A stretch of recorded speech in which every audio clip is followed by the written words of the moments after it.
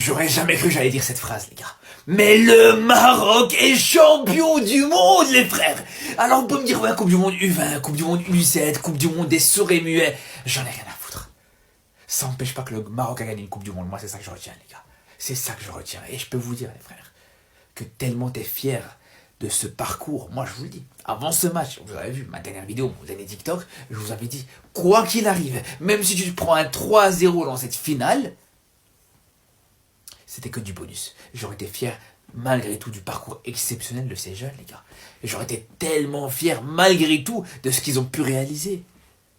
Ils t'ont fait un parcours où ils t'ont fait tomber toutes les grosses nations du football mondial. Peut-être encore une fois en U20, d'accord, peut-être, pourquoi pas. Mais ils ont battu la France, l'Argentine, le Brésil, l'Espagne, les États-Unis. Tous les favoris de cette compétition, ils sont tombés un par un face à cette équipe du Maroc, les gars. Et rien que par rapport à ça, on est obligé d'être totalement fiers. Totalement fiers de ces jeunes, totalement fiers de ce coach, totalement fiers du travail qui a été fait autour de ces jeunes-là. Et la seule chose maintenant que j'attends, la seule chose maintenant que j'espère, c'est que ça, j'espère que ce ne sera pas tout ça pour rien, parce que c'est bien de gagner une Coupe du Monde U20. Mais si c'est pour que juste derrière, tous ces joueurs-là, ben voilà, ils n'ont pas une grande carrière en pro, ça sert malheureusement à pas grand-chose à part pour une histoire, c'est sûr et certain. Là, on veut tous ces petits-là, tous ces petits jeunes-là, les gars, on veut les revoir dans un an, dans quelques mois, dans quelques années, dans la sélection A. On veut les voir soulever une canne, soulever peut-être plus les frères, et plus chez les U20. Tout simplement. Je sais pas si vous vous rendez compte, mais le Maroc est champion du monde U20. La génération qu'ils ont, elle est dingue, elle est folle. Ils sont trop forts au foot. Ils étaient censés avoir le groupe de la mort. Au final, ils ont tabassé tout le monde. L'Espagne, le Brésil, le Mexique, la Corée du Sud, les USA, la France et même l'Argentine. Mais vraiment, on retiendra surtout une seule chose. C'est que ce mec-là, Zabiri, il doit être appelé en équipe première. Je sais pas si vous vous rendez compte, il a mis un doublé dans une finale. Et nous, on galère avec les numéros 9. Appelez-le en sélection. Et si je vous parle de Zabiri, obligé de vous parler de Mahama. Sa Coupe du Monde, elle est incroyable à lui aussi. On dirait CR7 Prime. Il a fait que envoyer tout le monde dans tous les sens et mettre des passes d'ess à Zabiri. Et sans parler de Yacine. Franchement, mais cette génération, elle est trop talentueuse. Donc si jamais les A, ils ont pas envie de se bouger les fesses, c'est à eux qu'il faudra donner la prochaine CAN. Parce que oui, je le rappelle, ils sont champions du monde. Les gars, félicitations à nos lionceaux marocains. Eux, tu leur parles de demi-finale de Coupe du Monde de leurs grands frères et ils te disent ça ne nous impressionne pas. Nous, on souhaite gagner la Coupe du Monde. C'est ce qu'ils ont fait. Ils n'ont pas trouvé mieux que battre l'Argentine 2-0, doublé de Zabiri en finale de Coupe du Monde. Avec un parcours sur lequel on ne peut pas avoir de mots à dire parce que tu tabasses l'Espagne, tu tabasses le Brésil, tu tabasses la Corée, tu tabasses les States, tu tabasses la France, tu tabasses l'Argentine. Est-ce que ces lionceaux-là sont normaux? Est-ce que ces lionceaux-là souffrent d'un complexe d'infériorité? Je ne pense pas.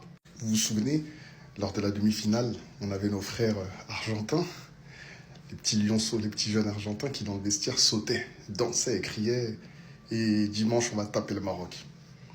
Le problème des réseaux sociaux, c'est que cette vidéo-là, elle a rapidement été vue de la part des Marocains. Comment ne pas apporter une motivation supplémentaire lorsque tu vois ton adversaire qui est déjà certain de te battre? Eh bien, voilà où ça mène. Tu finis défait. 2-0. Pas de fioriture. Pas de bavure. Et encore une fois, je demandais il y a quelques mois sur un post que j'avais fait autour de mes frères algériens, qu'est-ce que mangeaient les joueurs algériens pour être si techniques? À mon tour, à votre tour plutôt, les frères marocains, je vais vous demander que mangent nos amis marocains, nos jeunes petits pousses marocains là, pour être si chauds. Au-delà de ça, félicitations au Maroc pour quelque chose d'autre, c'est le travail qui est fait de la part de la fédération depuis des années. Regardons, on le voit. Travail paye. Le travail paye. Et aujourd'hui, le Maroc est une locomotive en Afrique, de par l'équipe 1, de par les U20, de par la façon dont ça travaille, de par la construction des stades, de par les infrastructures. Il faut s'en inspirer. Il faut avoir, comme je le dis souvent, lorsque quelqu'un fait quelque chose de bien, une jalousie positive. Qu'est-ce que ça veut dire une jalousie positive? C'est ne pas dire « ouais, mais eux, ils sont comme ci, eux, ils sont comme ça ». Non, c'est dire « hé, eux, c'est nos voisins. S'ils ont réussi à le faire, pourquoi nous ne pourrions pas? Et essayer de faire pareil, voire essayer de faire mieux. C'est pour ça que j'étais très fier de la CAN en Côte d'Ivoire, parce que je me suis dit, ah, connaissant les Marocains, ils vont tenter de faire pareil, voire faire mieux. Et celui qui passera derrière, il faut qu'il ait la même mentalité. Et c'est ce qui va amener les équipes africaines aujourd'hui dans un top 20 mondial. Vous avez 2 équipes africaines. Vous avez le Sénégal et vous avez le Maroc. Je le dis, je persiste et je suis persuadé de ça. Si toutes les fédérations africaines commencent à bien travailler, dans 5 à 10 ans, dans un top 20, vous pourrez avoir entre 4 et 5 équipes africaines. Et réellement, lorsque l'on voit les équipes qui sont présentes, il y a des équipes qui sont fortes, mais quand je vois le Maroc, quand je vois le Sénégal, quand je vois la Côte d'Ivoire, il y a même des jeunes Camerounais qui sont très très très très méchants. Quand je vois même l'Algérie, quand je vois la Tunisie, quand je vois le Ghana, quand on voit même les jeunes Maliens, comment ils travaillent, aucun de ces pays-là n'a à rougir face à des pays du top 20 mondial. Je vous le dis, c'est juste une question de temps, de structure et de sérieux. En tout cas, encore une fois, félicitations à nos petits lionceaux marocains. Bravo à vous. Cette victoire-là, vous la méritez. C'est la vôtre et à vous seul. Les dignes représentants du continent africain sur la scène internationale sont là. Le Maroc officiellement sur le toit du monde, champion du monde U20, deuxième équipe africaine de l'histoire à réaliser cet exploit après le Ghana en 2009. Une génération remplie de talent.